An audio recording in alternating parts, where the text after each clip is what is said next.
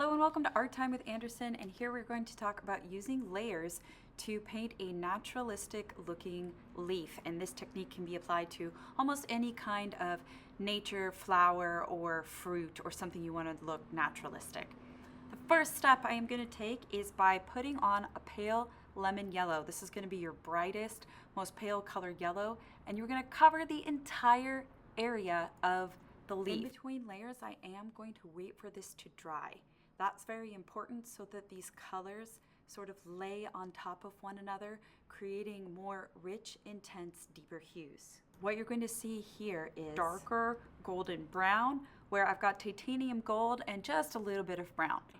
I'm also going to leave just those edges barely of the leaf so that I can leave them a little bit more pale. They're definitely a different hue, and I'm just going to top that off with a little bit of brown. Now I'm stopping to dry in between layers, and then what I'm going to do is I'm going to grab the leaf itself and compare and color match. I'm ready to move into the green, and I want this to be a nice pale green just like the leaf. I'm using Helio Green and Lemon to mix it.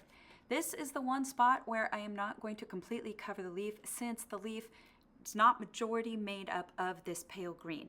Now I'm ready to move on to the final step, which is adding in that deep brown. I'm going to mix my brown with some red tones. In this case, I'm using Madder Lake and Sienna, but any warm red brown would do for this color.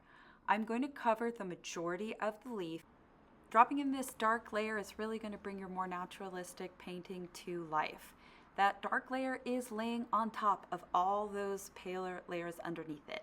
Finally coming in and adding lines and veins and minor details to the leaf.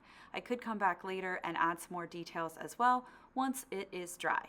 I'm going to go ahead and compare my colors right here. I think that painting in layers is a game changer for attempting to paint realistically, adding both depth and vibrancy to your artwork.